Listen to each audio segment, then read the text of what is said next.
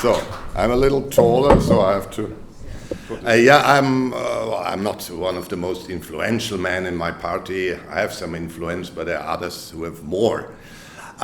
Here I will not speak on behalf of the party, not in the name of the party, but as the private person, Johannes Hübner, because that gives me the freedom to say more or less what I think is happening. As long as you speak for a party, you are obliged to follow the lines of the party. Yeah? So please don't take this as a statement of the Freedom Party of Austria, but as a private statement of Johannes Hübner.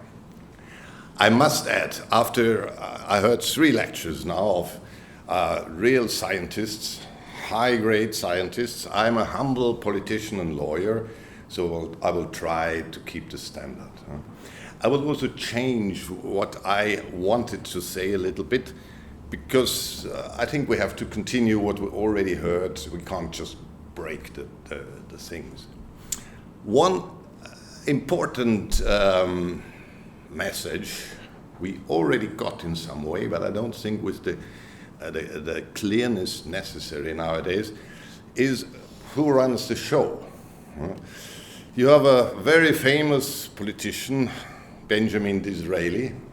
He wrote a book already in, I think, 1882 or 83, which is called, in Greek, Oidemion, or you would pronounce it maybe Eudemion or something like that. Yeah. And there he says the famous sentences, only those who are not behind the scenery believe that decisions are made on the stage. This is a very, very clever wording, and this is already from 1882. There is more clear wording about that from important persons maybe you didn't even hear about, like Edward Bernays. Did you hear about Edward Bernays? He is famous in all people, with all people that have to do with advertisement, public relation. He invented the term public relations, and he invented the strategy of manipulating people without them realizing it. And he has also written a very, very interesting book. It was in 1929 already. The book is called Propaganda. But it's not about propaganda in the sense we understand it. It's about public relations.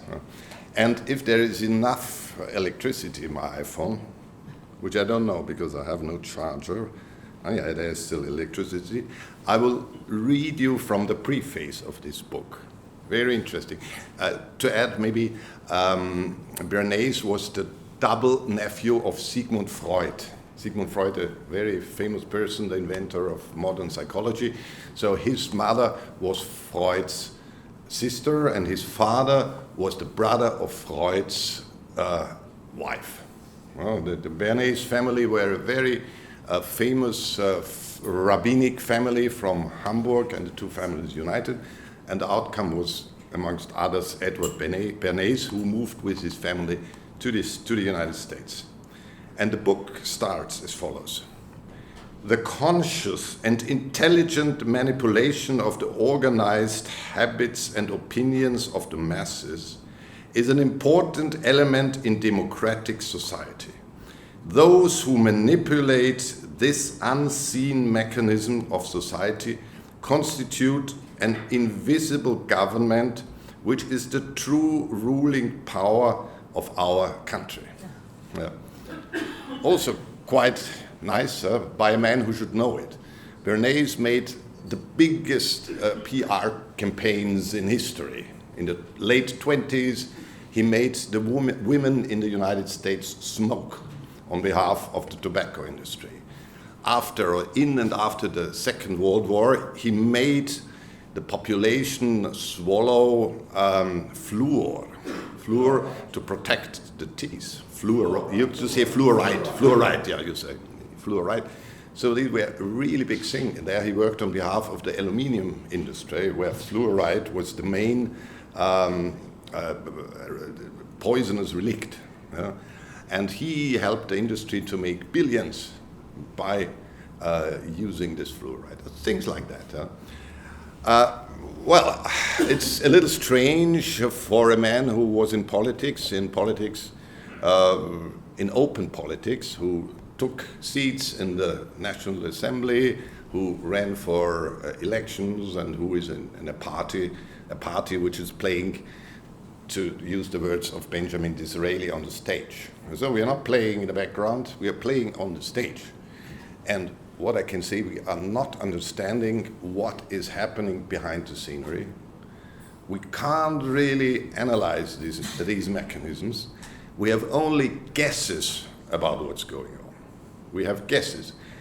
Some things that happen are so contradictory, so absurd, that it's difficult to imagine a secret force that intelligent that it can manipulate us is really guiding us. All these things that happen now with LBGT, IQ mania, sending drag queens into elementary schools and kindergartens, all these things about the climate hysteria, that we have as arch enemy now CO2, the gas responsible for everything, and we're doing the most crazy things you can imagine to combat CO2. We are building these wind turbines in Austria by the thousands. The landscapes in the east of Vienna looks horrible today. It looks like in an apocalyptic Hollywood movie from the 80s. You won't believe it. If you come by plane via Hungary, usually you make a tour through the west of Hungary. When you approach Vienna's airport, you can exactly see where the border of Austria is, because the Hungarians, governed in a much more reasonable way, they don't have this. But once you cross the Austrian border, it's everything full of these windmills or wind generators. And the thing is, we know from real scientists that these windmills in Austria, they have a negative energy production. That means the construction, building, service and destruction of these windmills consume significantly more energy as they can produce in all their lifespan. We know this, but still it's built. Still it's sold as a CO2 avoider. So this is really absurd. So how is this system working? It's working on the basis that everyone who wants to be part of the game, be it in the economy, be it in the medias, be it actually in governing a political position, has to follow certain lines and has to avoid other subjects. If not, he is not killed, he's not executed, but he is warned, and in the end, he is ruined as a figure in economic life, as a figure in the media, as a figure in arts. We heard a lot about arts today. In the first lecture, I followed completely. And this is happening not only in England, but this is a global phenomenon, that these elites behind the scenery that decide what we are allowed to do on the stage, they impose a concept of art, be it in painting, be it in sculptures, music, theater, and so on, that is not acceptable for the vast majority of the people. So no one would go into exhibitions of surrealists or more modern pictures which show just nothing. Yeah? You see a few lines, they don't tell a story. The only story you get is underlining philosophical or sociological. Is it? Sociological. It's just sociological rubbish. Yeah? You're told it shows the tension between the worlds of today and the worlds of yesterday. It shows feminism disguised as racism or something like that. This is all you get, but the picture and the piece of art is just nothing. And the same in music. You are either allowed to participate in the creation of popular music, which is very primitive, very easy, and very short-living, There you can do whatever you want, and there you can produce what the people you write it for really want and consume. If not, if you go to the things that were called serious music, classical music before, you are not allowed to create anything that is audible for the average man. You're not allowed. And this is not going for 5, 6, 10, 15 years. Then I would call it a fashion. We had a lot of fashions in art, but this is going for 100 years in music. So it started mostly in Vienna around 1910. The so-called new music, the 12-tune music and all that. And it's still dominating the schools of composition.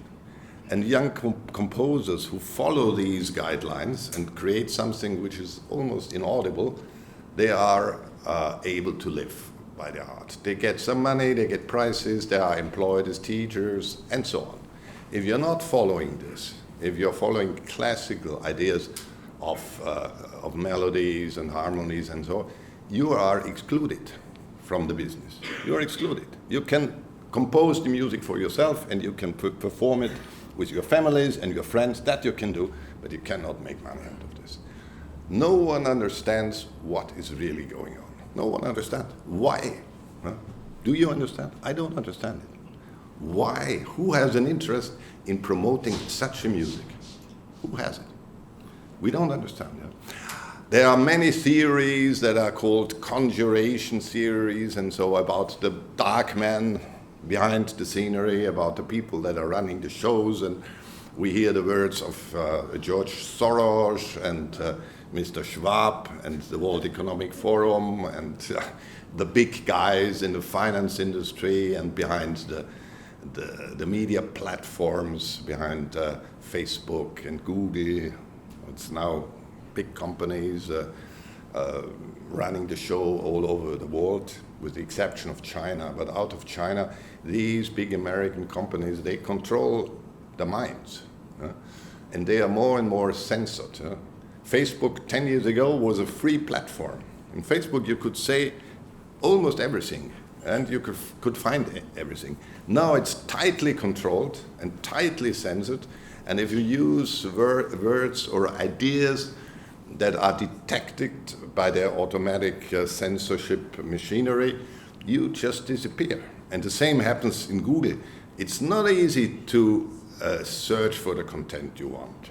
You can still find it, but you have to know the ways, because they have a way that things that are not appropriate according to their standards are very difficult to find. So you don't have open censorship, but you have disguised censorship. And if you breach these rules, even persons like Elon Musk, who is a big shoot in international business, felt the bite of the establishment when he stopped the censoring of what is now X, Twitter before that. When he bought it, took it over, the first thing was he dissolved the Department for Censorship. And it was a big row. There were even attempts to boycott Tesla cars, which come also from Elon Musk's empire. He didn't back down, but what I heard, he introduced some sort of censorship in X. So it's not as free as it was for a few weeks. So what can we do? The good thing, because Andrew told I have positive messages, and I do have positive messages. I'm not believing in the doom, and I'm not believing that history repeats itself. I'm not believing that we can learn a lot from history, because every time we look into history, we have a different starting point, and we have so many conditions that differ from the time we try to compare it. It's not only that we have no barbarians. It's true. We have no barbarians, because the so-called barbarians we have, the underdeveloped, grossly underdeveloped population and countries, they are no danger for the existing civilization. The people of Congo or Sierra Leone or whatever country you want to choose, they are not in any way endangering Western civilization. So the only danger that comes is the danger from within, the danger from behind the scenery. That danger we don't understand. Fortunately, I say fortunately, you will not agree 100% when I say fortunately, but fortunately, they are exaggerating certain things so much that a growing part of the population awakes. This is not only the climate hysteria and the corona things, it's to a great extent the LGBTIQ thing, the great extent things like lecturing the young kids about the necessity to be tolerant against lesbian, homosexual, intersexual, all sort of ways to communicate with the other sex or the same sex. It's not only that, but it's also the visible censorship in the official medias.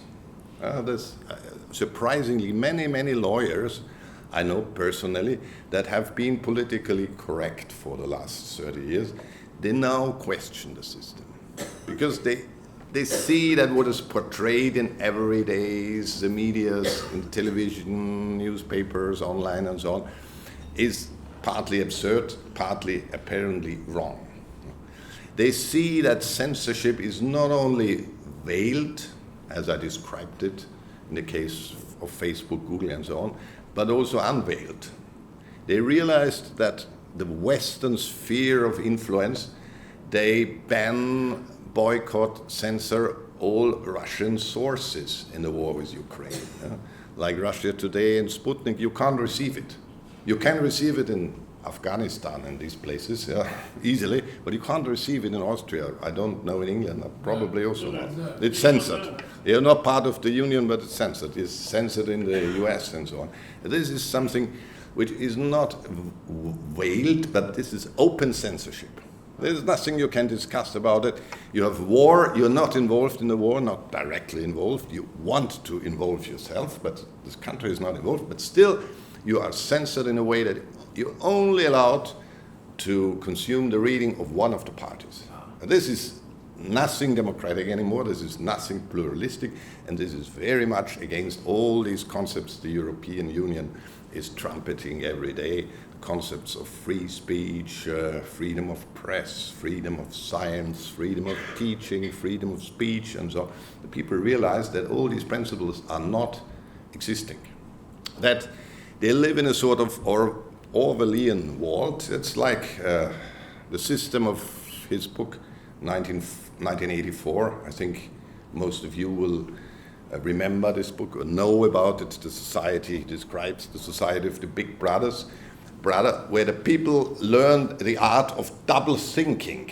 That means they see something and wholeheartedly they believe to see something different. They see, for example, here is a woman wearing eyeglasses.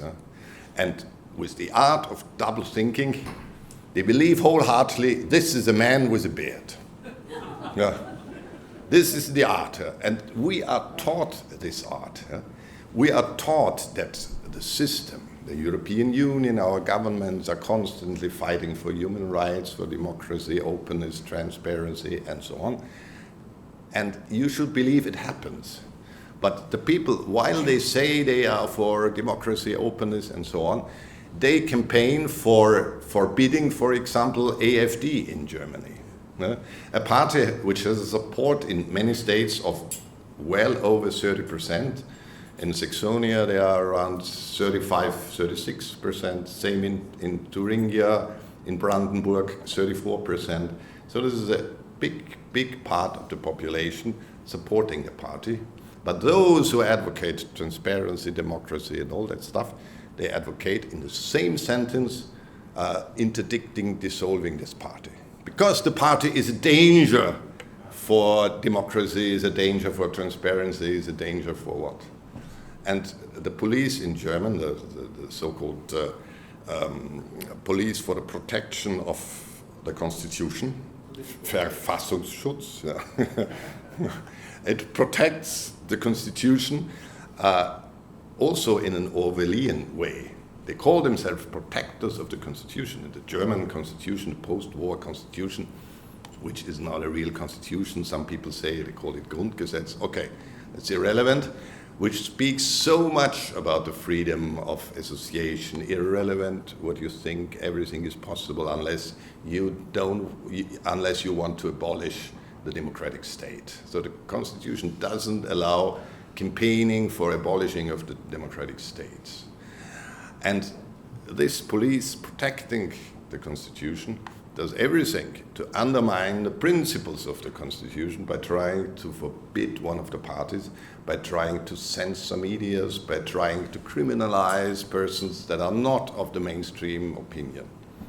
And I'm sure that a vast majority of the people working for this Verfassungsschutz, the constitutional police, they believe they are doing the right thing. Yeah? They are learning the art of double thinking. So that's the problem we face, that many people collaborating with the system have learned this art, and to protect themselves, they have even to be more perfect in this art. Because if you do something which a normal, un-Orwellian person regards as totally wrong, against what you're meant to do, you can't, as we say it in German, you can't look in the morning in the mirror. To see yourself in the mirror, you must be in some way proud of yourself, you must be sure of yourself, and you must have the feeling you're doing the right things. If you are not doing that, you can't look into the mirror. And to have this ability, you must really believe into what you do. And I'm sure a lot of journalists that are apparently disseminating lies, apparently, and no one can say they believe it because it's evident or because they're scientific. No, they disseminate it. I'm sure they still believe what they say is right. I'm sure, because they want to have this good look in the mirror in the morning. But now, the exaggeration of certain things has led to the surprising effect that the people in increasing numbers, especially in Austria, but also in Germany, don't believe at all into the medias. And there is a growing part, they say what is published in the mainstream media is a lie. Even if it's not a lie, they don't believe anything which is in the medias. And that's a growing part. In Germany, the oppression against people that are not mainstream thinkers is much more brutal than in Austria. We have a sort of tradition in accepting our party. Our party is the only party, the only nationalist party in Europe that existed for a long time, that existed for about 70 years, and in some way became a part of the system itself. The party was not founded, I would say created, by the Americans in 1948-49. This was the beginning of the Cold War and the rift with Stalin.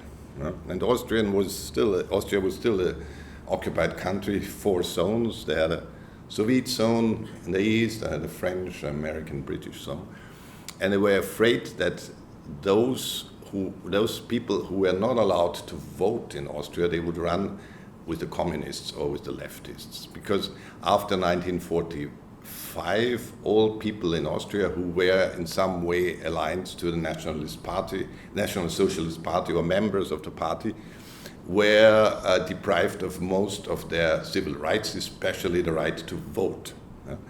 And this was revoked by the Allies in the end of 48, and to create a nationalist party for these, the FPÖ, which was in these days the VDU, the Union of the Independents, was allowed to come into existence. Since then we existed, we had a lot of splits. The VDU disappeared in 1955, there was a split, and the FPÖ, Freedom Party of Austria, that's the meaning, became the succession party. And this party has existed ever since. It was 3 times in the government, in a coalition, once with the socialists and twice with the People's Party. The People's Party it's not a conservative party, but it's a Christian Democratic Party, not much different from the CDU in Germany. That's Merkel's party. Not much different. They're liberals, and they are part of the system. We usually speak about one of the bloc parties. That's a term coming from the German Democratic Republic. This was also, in theory, a multi-party state. The German Democratic Republic had different parties. They had not only the Socialist Unity Party, SED, but they had a Christian Democratic Party, they had even a National Democratic Party, they had a Free Democratic Party, but all these parties were in some way aligned with the Socialist Unity Party in the block of governing parties. They had some ministers and so, and you could vote for the parties, but it was completely irrelevant because the politics was the same. I don't want to say we are in a system like the GDR. We are not. We are still far away from that. But the mainstream parties are forming a sort of bloc. This bloc doesn't mean they are all friends. They are allowed to fight amongst each other more brutal than ever before. So the fight between these parties is very brutal, using the state prosecution, police, and so accusing them of criminal acts of corruption and so on. But they stick to certain invisible lines, the so-called democratic consensus, or however they call it. And they know exactly what they are allowed to say and what they are allowed to stand for and not. And this circle of possible political positions becomes, since I watch politics, every year a little tighter. So the difference between the parties is rather shrinking. So they become more and more the same. That doesn't mean, as I said, they are friends, so there is heavy infighting. And that's like an American politologist said it, the smaller the sphere of political discussions become, the more the ones that are in the discussions, they try to kill each other. So we are not in a totalitarian system where you're not allowed to vote or where you're not allowed to change party and so on, but we are in a system where the system controls the parties and the opposition. That's not positive to say, because it means that we are controlled, the FPÖ is controlled. We are not completely controlled, like the AfD is controlled, but we also have to follow certain lines. If we cross lines, the oppression against the party becomes apparent and life-threatening. The AfD is trying to cross certain lines. They are refusing to take out certain politicians the system demands from them, and they are in an increasing threat of being criminalized.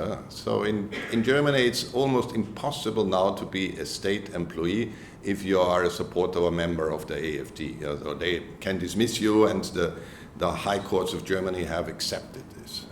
So you're really in a danger for your social and economic life if you join the party. Now they want to start a procedure to interdict the party. Let's see. But all these things make the people more and more understand that they are not living in a real democracy. You can accept not living in a real democracy or not living in a democracy if you have the feeling that the state is working in your interest. And that's the feeling many people don't have. It has to do first with migration. We heard a lot today already about migration. And migration, and now I'm coming back to Austria after these wide international ideas. Migration is a big issue in Austria, because Austria is one of the major, we call it pull factors for illegal migration to Europe. There's no country in Europe where it is so easy to stay as an asylum seeker. Just to give you the figures, Austria last year had around 111,000 applications for asylum in 1 year. The population of Austria is around 8.9 million. So 111,000. And Austria is not bordering any country who has any troubles, any conflicts. So if you want to come to Austria from, let's say, Iraq or let's say Afghanistan, yeah, you have to cross at least 6 or 7 countries that are regarded as safe havens. First, you have to go through Turkey, and Turkey is not seen as a country where you can flee from. It's a democracy, there's no war, there's no terrorism, there's more or less a rule of law. Then you have to go closer to the European Union. You have to go either through Greece or through Macedonia, through Bulgaria, Serbia, finally through Hungary, or you go the south road from Serbia through Croatia, Slovenia, and then to Austria. But most, they come through Hungary. And Hungary was the gate for the migration to Austria and also to be regarded as a safe haven for migrants. Austria, what's your guessing how many applications for asylum were put down in Hungary in the last year? We had 111,000 in Austria. Hungary has about the same population, just 1 million more than Austria. What's your guess how many applications have been done in Hungary? And how much? 100. You're very close. It was 44. Yeah, it's not a joke. Yeah. It's not a joke. It's not because they are killed there, but in Hungary there's not much support, and it's difficult to be recognized as an asylum seeker. And if they reject your application, they might really send you back, at least to Serbia or some country. But in Austria, they know first you get financial support from the first day. Mm-hmm. Secondly, the procedure takes at least a year, and you get a free legal counselor from the state. Thirdly, if your application is rejected, you even can be granted a stay on humanitarian grounds, because it's not good to send you back. And even if this is not granted, stay on humanitarian grounds, you can have a temporary release from being sent back. And this temporary release is always permanent in Austria. There is no one sent back to countries outside of Europe. No one is sent back to Somalia or Iraq or Pakistan, or no one. So you come there and you know. So we are one of the responsible countries for the enormous influx of asylum seekers, because we know it from the traffickers, from the human traffickers, that the most required address is Austria, and then comes Germany. That's where they want to go. They don't want to go. England is something different, because you have different routes of migration. Yeah. And you don't have so much of the asylum seekers, because it's difficult to come to England as an asylum seeker. Yeah? You have to take a boat or a plane, but they usually don't allow you to board a plane when you have no visa for England. Yeah? But to Austria, you can just walk, yeah? Or take a train or a bus or whatever. Yeah? Once you're in, you're fine. Yeah?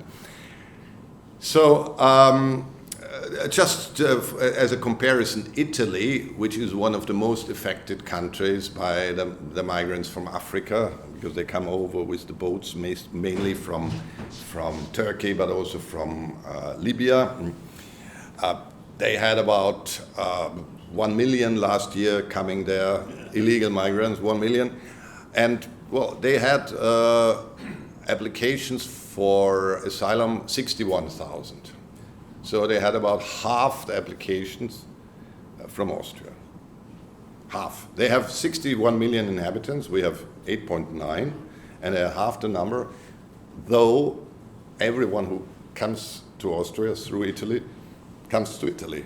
And this is EU country, NATO country, safe haven country, signatory of all the UN conventions, signatory, of course, an automatic member of the EU Human Rights Convention, member of the Council of Europe, and therefore of the European Charter of Human Rights, and all that thing. They come. So what Austria could do, according to the Dublin agreements of the European Union, they could just send the migrants back to Hungary or Italy or Slovenia, but they don't do it. Germany, very bad, but they only have had around 210,000 applications last year. This is a lot, 210,000. But given that Germany has 10 times the population of Austria, they have only double the number of applications. So that shows how bad the situation is in Austria. To give you an idea about the change of the population, my city, Vienna, the capital, has around 1.9 million inhabitants. And official statistics from the city council say that of the children in elementary schools in Vienna, 64.3% don't speak German as the home language. So 63.4% don't speak German as a home language. That means children from a marriage of a guy from Somalia with a Filipino lady, they usually have German at home because they don't learn Filipino and they don't learn Somali or whatever. They usually communicate in German. So these children are not included in the 64.3%. It gives you an idea how quick the change, the exchange of population goes. So I, for example, in some way, I'm also almost a victim of the demographic change because I was in the Federal Council and Vienna lost one seat in the Federal Council, the city and land of Vienna, due to the last citizenship registration. So every 10 years there is a registration of all citizens entitled to vote, and this decides the number of seats a province or a land, as we call it, a land gets. And Vienna got 200,000 inhabitants more in the 10 years, 200,000 inhabitants more, but lost close to 20,000 voters. That shows you the speed of the migration, that they were not able to grant enough citizenships to the newly arrived migrants, even to balance the loss of the local population who partly left Vienna to the suburbs, to other provinces, or the effect of the negative birth rate. The Viennese local population is shrinking at a rate of about 8 to 10,000 a year because of the deficit in births. Now let's go back to demographics a little bit. It's an interesting issue. We heard that the situation is especially dire in East Asia, which many people don't know. I don't think that many people know that South Korea has the lowest fertility rate in the world. And Taiwan are following. Even China has a very, very low fertility rate, shrinking rapidly. So the Chinese population is decreasing. It started decreasing last year a little bit, and it's accelerating this year. And the government could do nothing about it. The Japanese, they are fighting for 30 years against the low fertility rate without much success.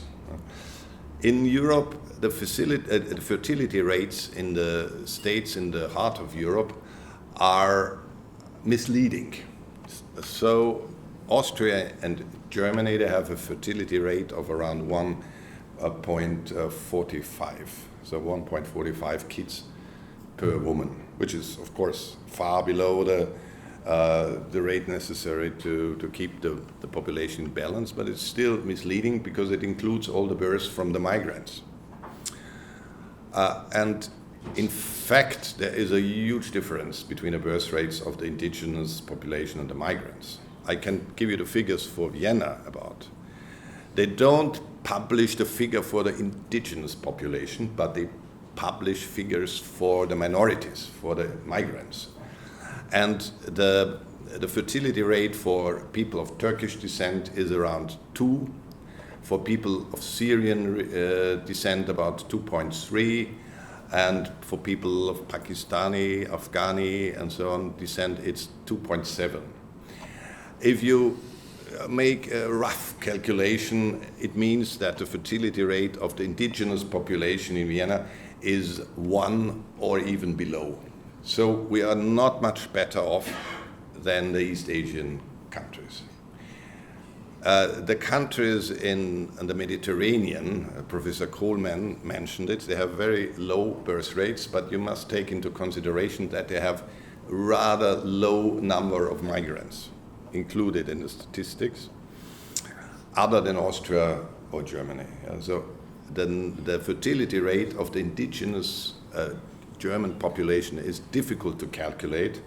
Estimates are around 1.2, 1.15, 1.2, not more. So that's very, very low as well. For the time being, it's not much we can do about this. We can only look at other countries that did something about that. There's France, they are doing it for the last 50 years, since the times of de Gaulle. They have a good program, but this program is also encouraging birth of the migrant population. So in France, the birth rate of the people of Tunisian or Moroccan descent is significantly higher than the birth rates in Tunisia and Morocco, because there are more incentive to have children. In Hungary, when Orban took over, he started in 2010 his demographic project, and the issue there was that a high percentage of the births are given by the gypsy population. You can't call them gypsy, I think Roma is now politically correct, so I will skip to Roma population. But it has nothing to do with Rome, which was mentioned several times. It's the Romans, and they had a birth rate more than double, almost triple as high as the indigenous, as the Hungarians. They introduced a system which is in some way discriminating poor people. So if you are not a taxpayer, you don't profit from the system. I will not explain it in detail, but you have to pay taxes to have an advantage. The more taxes you pay, the more advantage you have. So those parts of the population that are not in the working process, or they only do some marginal works, part-time works, and so they don't profit from it. So they say it's in some way unsocial, but it is just because it promotes birth with the people that are pillars of society, that's they say. Of course, they will not admit that it has anything to do with preventing Roma births. But of course, we have chats with our neighbors, and we know a lot about their ideas. So I think that's enough. That's enough. I could talk for another hour, but I think you have some questions for me. Okay. Right.